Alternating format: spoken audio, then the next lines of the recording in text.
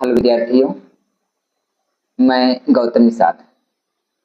My YouTube channel entrance in NCERT में आप सभी का स्वागत है।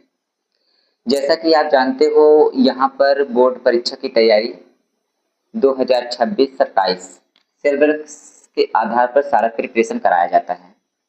हाँ, बात करेंगे आज इस वीडियो में हम क्लास 10 मैथ जो कि प्रश्नावली 3.1। इससे पहले सारी प्रश्नावलियां बता दी गई हैं।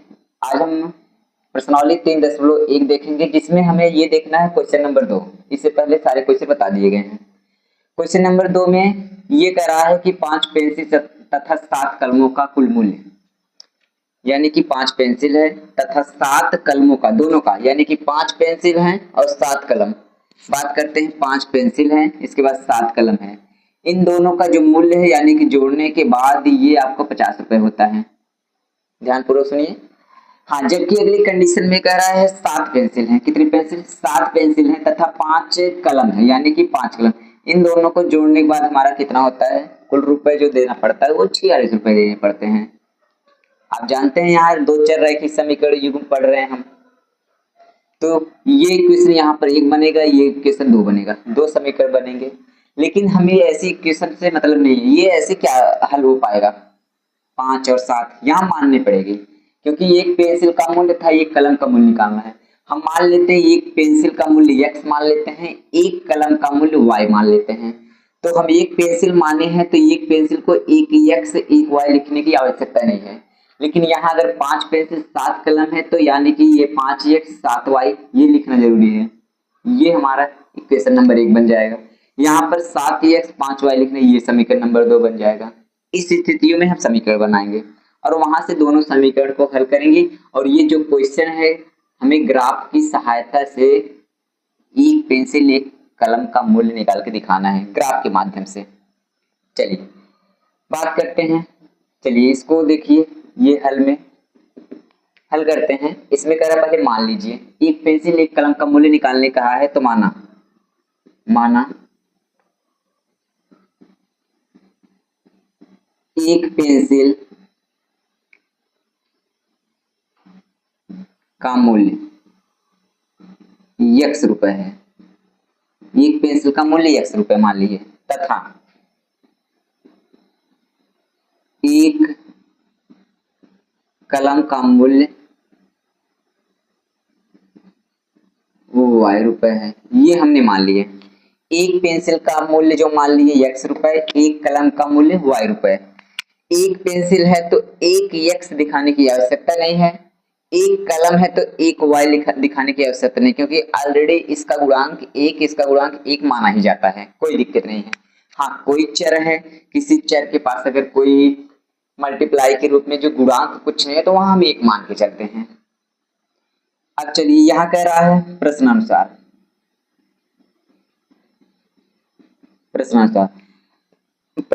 कह रहा है स्टेप फर्स्ट, यानी कि स्थिति फर्स्ट। स्थिति में ये कह रहा है कि 5 पेंसिल है, यानी कि 5 पेंसिल की बात करें तो ये 5x हो जाएगा, क्योंकि हमने पेंसिल को x माना है। अब 1 नहीं लिखे थे, लेकिन 5 तो लिखना जरूरी है, ये 5 लिख के आपका दिखाया जाएगा।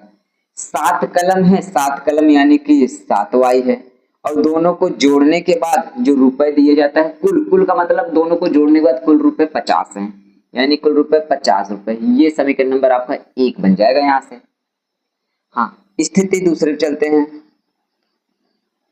स्थिति सेकंड में ये कह रहा है इस बार, जबकि 7 पेंसिल हैं, 7 पेंसिल माने कि 7x, इसके बाद 5 कलम है, यानी कि 5 कलम यानी कि 5y। इन दोनों का जोड़ जो है, कुल रुपए जो देता है वो 46 रुपए है। ये 46 रुपए, इक्वेशन नंबर 2 हो गया। अब ध्यान दीजिए, यहां से हम दोनों समीकरणों की सहायता से हम पहले टेबल बनाएंगे। टेबल बनाने के बाद हम ग्राफ के माध्यम से ये निकाल के दिखाएंगे कि एक पेंसिल और एक कलम का मूल्य कितना होता है, ये आपको निकाल के दिखाएंगे हम।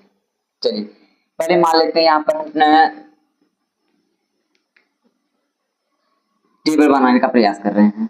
ये यहाँ टेबल बना रहे हैं। चलिए पहला समीकरण यानी कि हम कह रहे हैं समीकरण नंबर 1 से, किससे चल रहे हैं भैया? समीकरण नंबर 1 चल रहे हैं, 1 चल रहे हैं, वो भी x का मान निकाल रहे हैं। इससे पहले हमने सारा डिटेल इसमें बताया है कैसे आपको किसकी वैल्यू निकालनी है, क्या करना है, सारा चीज इसके पीछे वाले वीडियो में बताया गया है। चलिए यहां से x की वैल्यू निकालेंगे। x बराबर यहां से निकालेंगे, ये हमारा 50 है इस साइड, ये प्लस में है इस साइड गया -7y हो गया, ये 5 गुणा इधर आएगा भाग करेगा, ये हमारा यहाँ से टेबल बनेगा। अब टेबल बनाते हैं, और टेबल बताना हमने पिछले लेक्चर में एकदम पूरी तरह से डिटेल से बात किया है। आप लोग प्रयास कीजिए कि उस लेक्चर को देख कर आइए, तब यहाँ प्रश्नावली 3.1 का क्वेश्चन नंबर 2 से स्टार्ट करिए। ये हमने x माना, ये हमने y माना, क्योंकि सारा चीज अगर एक ही वीडियो में हम बताने लगे तो फिर सिलेबस कंप्लीट नहीं हो पाएगा आपका। ध्यान दीजिए, अब हमें अपने मन से वैल्यू मानना है।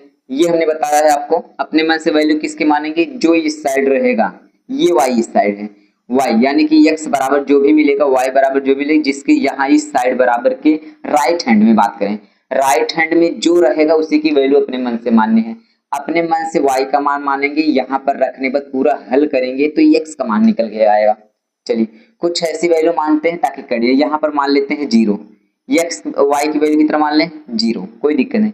ये 0 मानोगे तो ये यहाँ y की वैल्यू अगर 0 रखो, 7 का मल्टीप्लाई 0 करोगे, ये पूरा टर्म 0, यानी कि 50/5 मिलेगा। 50/5 को जब हल करोगे तो यानी कि x बराबर आपको 10 मिल जाएगा। किसी को कोई दिक्कत तो हो तो कमेंट करके जरूर पूछें। y एक मिनिमम कम से कम 2 वैल्यू मानना है, मैक्सिमम आप पूरी व्हाइट बोर्ड भर डालिए, उससे कोई मतलब नहीं है, आपका समय वेस्ट होगा। बस मिनिमम कम से कम 2 वैल्यू आपको माननी है। एक वैल्यू हमने मान ली, एक और मानना है। हाँ आगे के टेबल बना सकते हैं, 50-60 बना सकते हैं, कोई मतलब निकलेगा ही नहीं, ग्राफ वही बनने वाला है, जो 2 से बनेगा वही 50-60 से ग्राफ बनेंगे। चलिए y की वैल्यू एक और मानते हैं, ये 5 मान ले, तो y की वैल्यू हमने 5 मान लिया। अगर 5 मानते यहाँ रखते हैं, 7×5 = 35 हो जाएगा, 35, 50 में से 35 घटाओगे तो 15 आएगा, 15/5 मिलेगा, तो ये आप कैंसिल करोगे, यहाँ पूरा लिख के बता दें, 50 - 7 गुणे y की वैल्यू हमने 5 माना, बटे 5 है, यानी कि 50 - 7 = 35/5, 50 में से 35 यानी 15/5 आएगा, कैंसिल करोगे ये 3 आ जाएगा, x बराबर आपका 3 निकल के चला आएगा, ये हम कह सकते हैं। इतनी ये छोटी छोटी चीजें हल करना आप अपने मन में सीखिए, यहाँ डायरेक्ट हल कर दें, ये बार बार उतना करने से कोई मतलब है नहीं। चलिए ये हमने टेबल बना लिया। अब समीकरण नंबर दूसरे से चलते हैं, समीकरण नंबर 2 से टेबल बनाएंगे।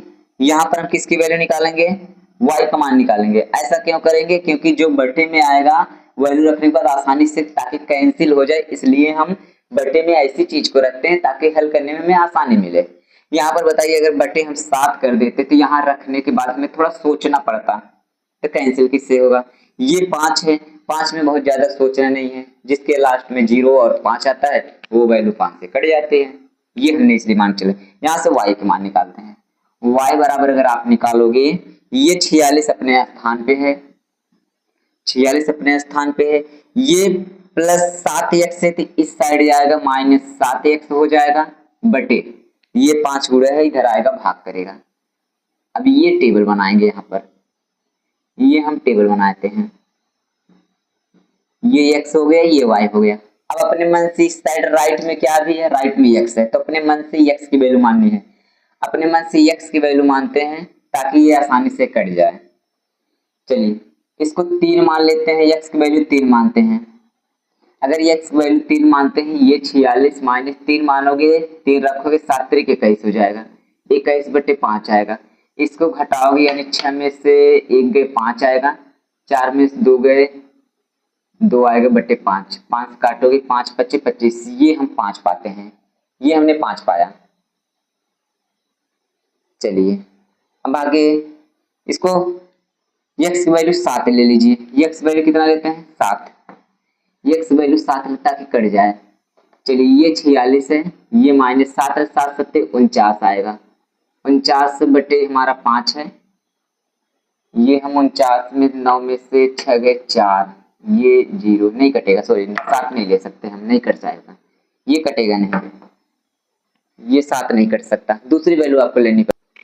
चलिए 8 ले लेते हैं, 8 रखोगे, y x की वैल्यू हम 8 लेते हैं, ये y की वैल्यू 8 लेते हैं, 8 सत्ते कितना हो जाए 56, यानी कि 46 माइनस 8 सत्ते 56 बटे 5 है, 56 है, तो यानी कि ये घटाओगे 6 में 6 के 0 आ जाएगा, 5 में 4 के 1 आएगा, इधर से घटा -5 -10/5, ये कैंसिल करोगे -2 आ जाएगा, आपका -2 आ जाएगा, ये हम पाते हैं। चलिए दोनों समीकरणों की सहायता से हमने टेबल बना लिया है, इतनी बात आप उतार लीजिए, तब हम दोनों टेबल यहां लिखकर हम ग्राफ बनाते हैं। चलिए हो गया, अब ध्यान दीजिए, ये हमें काम की चीजें नहीं है, अब ये हम सब मिटाएंगे, क्योंकि हमें जगह कम पड़ने की वजह से हम सारा चीज को मिटा रहे हैं, हमें क्योंकि टेबल की आवश्यकता है, ये टेबल की आवश्यकता है सिर्फ।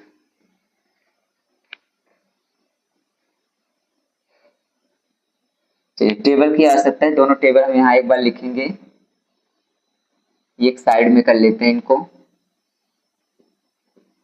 ये y हो गया, ये 10 है, ये 3 है, ये 0 है, ये 5 है,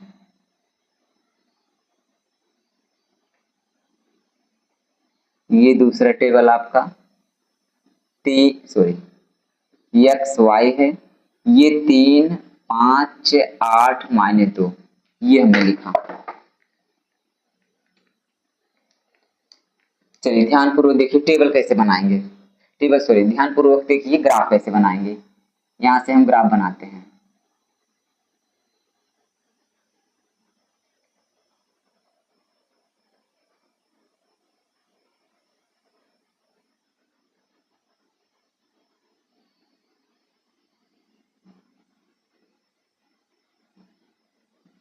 देखिए ग्राफ बनाते हैं, ये x अक्ष होता है, आपको पता है, ये y होता है, आपको मालूम है, ये x होता है, ये y है, ये x डैक्स, ये y डैक्स, इस साइड हमारा प्लस होता है, इस साइड माइनस होता है, ऊपर प्लस होता है, नीचे माइनस होता है। ध्यान दीजिए माइनस की केवल एक है -2, वो भी y का मान लीजिए माइनस थोड़ा सा बढ़ा है, इस साइड में इसलिए नहीं बढ़ा क्योंकि सारी वैल्यू प्लस में है, ये माइनस में केवल वो भी y की वैल्यू माइनस में है, इसलिए थोड़ा सा इसको बढ़ा के बनाए हैं। चलिए ध्यान दीजिए, जो आपको बनाना है ध्यानपूर्वक आपको देखिएगा, ये जो हम बिंदु लेंगे इनकी बीच की दूरी आपस में सभी बराबर होनी चाहिए, मान लीजिए ये 1 है, इसके गैप जो है यहाँ से बराबर होना चाहिए, ये 2, ये 3 4 5 6 7, ये 8 हमने लिया, इसको मान लेते 1 है 2 है 3 है, ये 4 5 6 7 8, ये सभी का बीच गैप बराबर होना चाहिए, तभी आपका ग्राफ स्पष्ट बनेगा।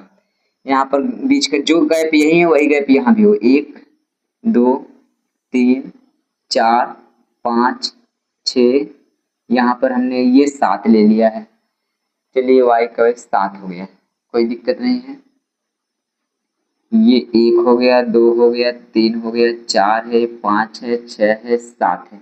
ध्यान दीजिए x वैल्यू थोड़ा 10 तक है, तो x की वैल्यू हम 10 तक लेंगे, थोड़ा सा ये हम 10 तक बढ़ाएंगे इसको, ये 9 है, ये आपका 10, ये 9 ये 10, ये हमने मान लिया है। चलिए पहला ग्राफ बिंदु से बनाते हैं, 10,0, x की वैल्यू 10 जाना है, x मूल बिंदु हमारा यहीं से हम चलेंगे, पहले x की दिशा में जाएंगे, x की दिशा में 10 जाना है, यहाँ से चले 10 हमारा ये है, ये हमने याद रखी, ये 10 हमारा, y कहाँ जाना है 0, यहाँ से चलने y की दिशा में कहीं नहीं जाना है, कहने मतलब ये बिंदु हमारा यहीं मिलेगा, ये बिंदु जो मिलेगा इस बिंदु का नाम होगा 10,0, ये बिंदु हमने पाया। इसके बाद 3,5 है, x की दिशा में 3 जाना है, x दिशा में 3, यहाँ से चलते हैं 1 2 3, ये बिंदु हमें, ये बिंदु है हमारा, y की दिशा में 5 है, तो y की दिशा में 1 2 3 4 5 जाते हैं, ये है, इन दोनों को आगे बढ़ाते हैं, इन दोनों को अगर हम आगे बढ़ाएंगे ऐसे, ये इसको भी आगे बढ़ाएंगे, ये स्केल की सहायता से दोनों अगर आगे बढ़ाएंगे तो इस बिंदु पर आके मिलेंगे, ये जो बिंदु मिलेगा तो हम कह सकते हैं ये बिंदु हमारा जो है ये 3,5 का बिंदु है, ये 3,5 का बिंदु है, ये दो हम एक टेबल की सहायता से दो हमने बनाया। अब इनको क्या करते हैं आपस में स्केल की सहायता से सीधे मिलाते हैं, ये हम इसको सीधा मिलाएंगे ऐसे, कोई दिक्कत नहीं, आप स्केल की सहायता से मिलाइएगा, इसको आगे बढ़ा सकते हैं, ये कोई दिक्कत नहीं, आप चाहिए तो बढ़ा दीजिए। ये हमने पे ये रेखा किसकी भैया, ये रेखा जो हम पा रहे हैं, किसकी रेखा पा रहे हैं, या हम लिख सकते हैं ये हमारा जो पहला टेबल था, हम कह सकते हैं 5x प्लस 7y बराबर 50 का था, ये हमने पाया था, ये इसी की टेबल बनी है।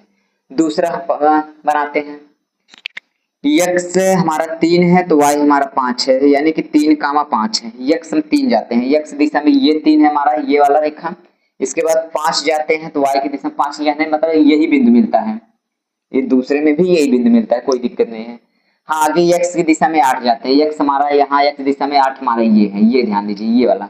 y की दिशा में हम -2 जाते हैं, माइनस हमने बनाया नहीं है, ये 2, ये -1, ये -2। y की दिशा में हमारा -2 ये है, यहाँ से चलेंगे तो इन दोनों को आगे बढ़ाएंगे।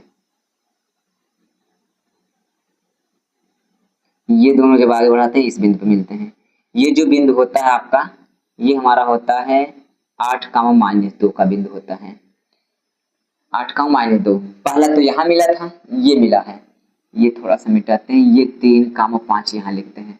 इसके बाद हम इन दोनों को मिलाते हैं, इन दोनों को जब मिलाओगे तो आपका ये ऐसे निकल जाएगा इसी बिंदु पे होते हुए। ये रेखा आगे नहीं बढ़ा दीजिए, कोई दिक्कत नहीं। ये हमारा रेखा कितना था, 7x प्लस 5y बराबर 46 का रेखा थी, ये हम थे कह सकते थे। अब हम ग्राफ से स्पष्ट है यहाँ कह सकते हैं, ये ग्राफ हमारा 3 का, दोनों रेखाएं कहाँ पर प्रतिच्छेद कर रही हैं, 3, 5 पे। हम कह सकते हैं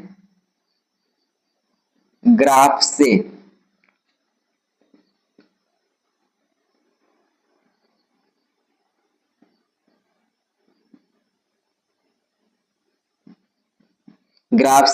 स्पष्ट है कि दोनों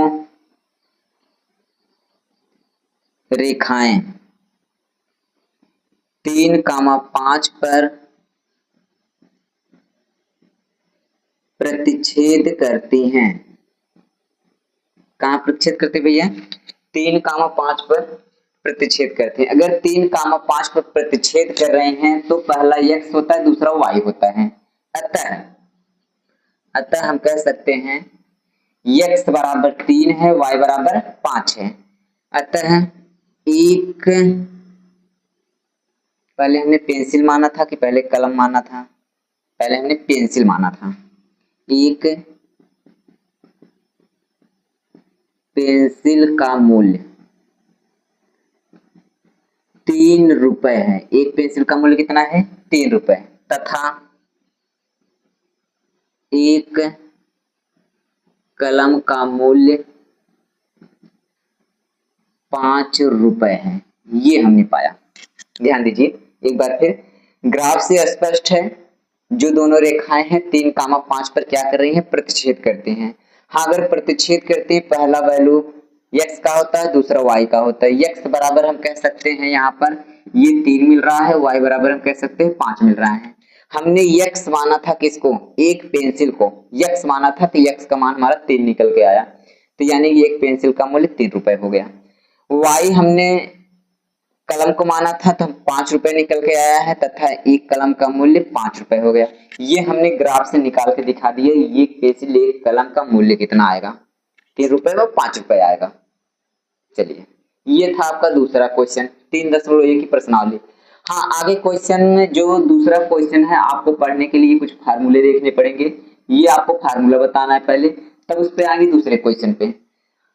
हाँ, तब तक के लिए आप लोगों को धन्यवाद।